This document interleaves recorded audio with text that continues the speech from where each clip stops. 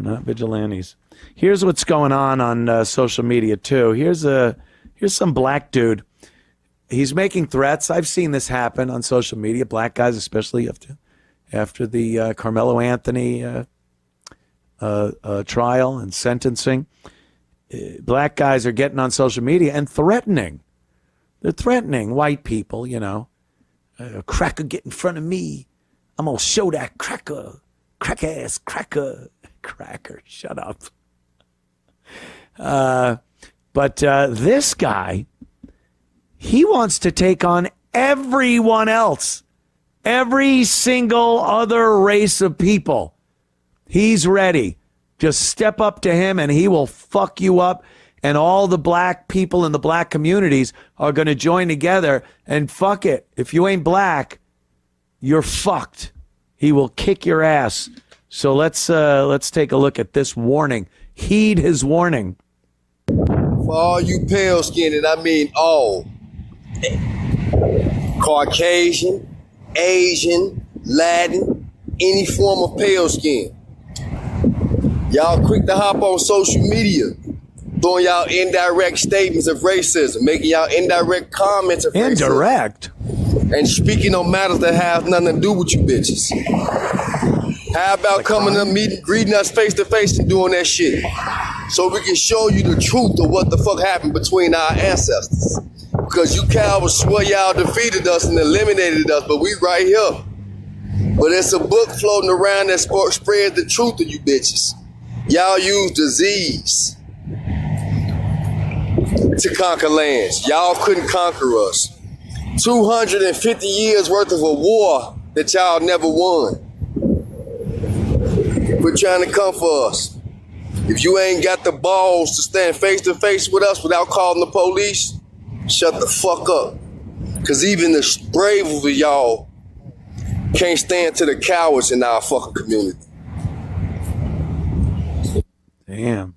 Well, I don't want to stand face to face with him because his yellow fucking teeth are indicating probably a horrible breath problem. So I don't want to stand face to face with him.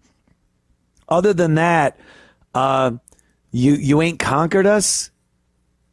We did. You were conquered. You were slaves. You talk about it all the time.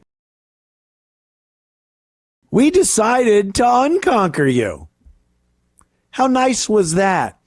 How fucking nice was it to unconquer a conquered people? Because that's what happened. We still here. You try to conquer us, but we still here. Yeah. Much to our chagrin. But you were conquered. You're beaten. You were put on boats and brought across to do our work for free. Sounds conquered to me. That's pretty conquered right there.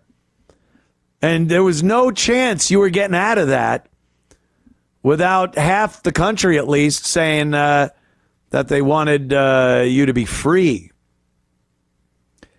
And a lot of people died. A lot of white people died to free your dumb ass from being conquered, because you were. And then we got to listen to this guy make threats. Every single fucking white race of people. Asians, Latins, what? I've seen this, though, numerous times on social media. Black guy, a few black guys, they're sitting around talking shit. Yeah, come to my face say that. Black people are just they're not gonna take much more of this shit from you white people. I'm waiting for the race war. And you see him talk like that and you go, oh, you dummy. Of course, they don't know things like per capita. That's a tricky thought process to try to weave through, especially if you have very limited frontal cortex. But they also don't understand just plain numbers. Population. You want to take on the white people. Maybe you live in New York City. If I was a black guy in New York City looking around, I would think our chances were pretty good. I would look around and go, a bunch of beta white guys, a bunch of liberal women that would be kneeling at our black feet, and other black guys. I think we could fucking win this thing. That's the illusion of living in a blue minority city. Here's an example of what happens elsewhere in the world. This happened yesterday at MetLife Stadium for the World Cup. Play that clip, would you? The World Cup clip, because there's two of them. It's not the beta fags you see in New York City, sir, when you're ready to take on all the white people in this big black-white race war. You might have to deal with other people, like maybe like this.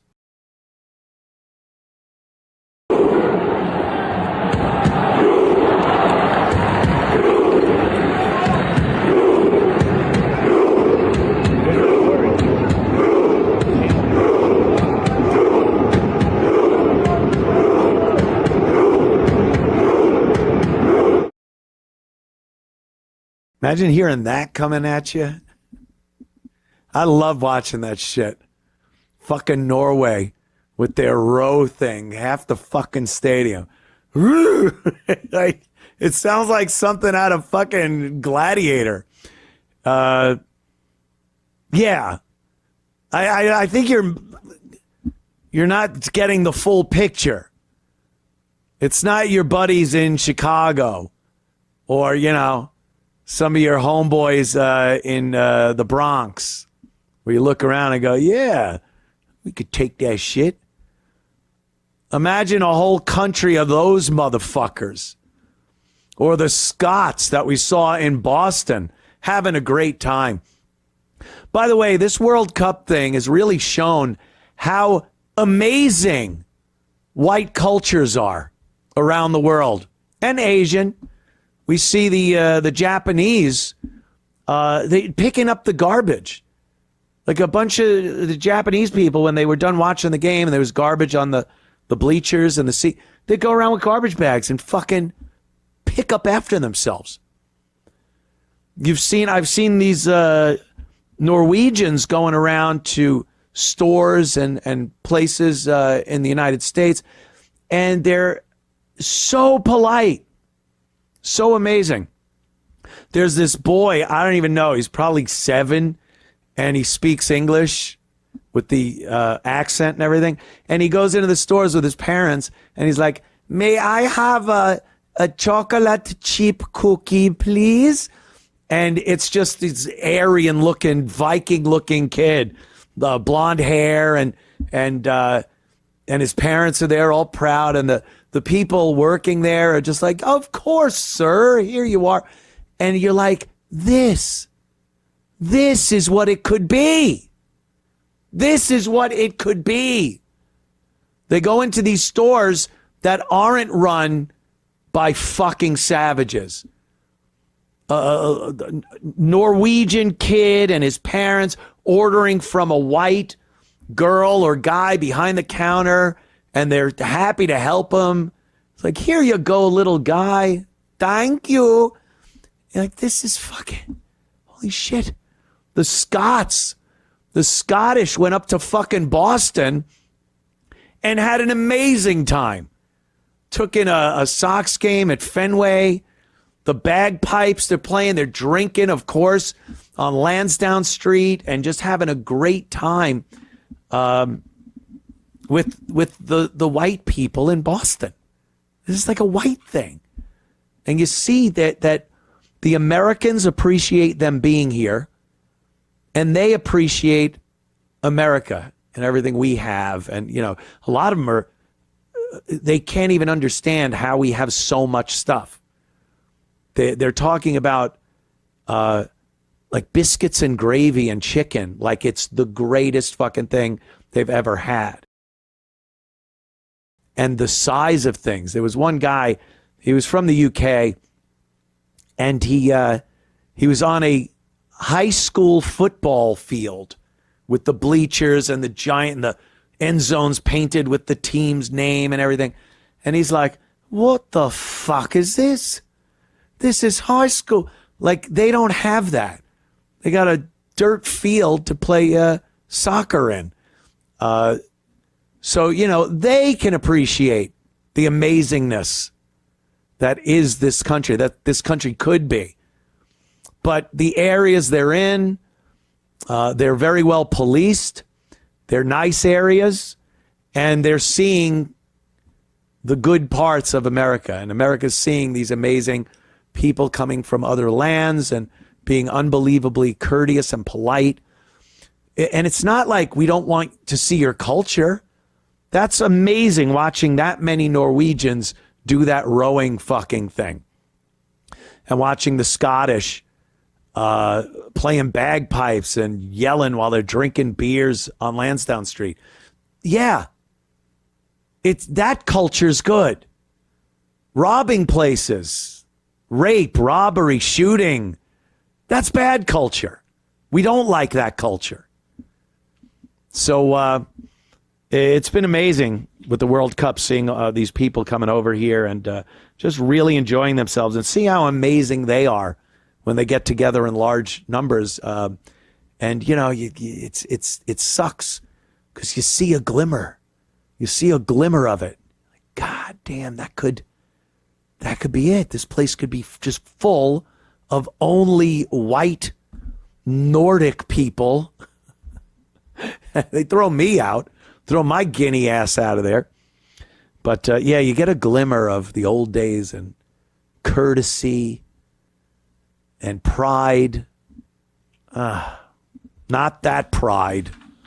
Not that fucking pride. Real pride. Old school pride.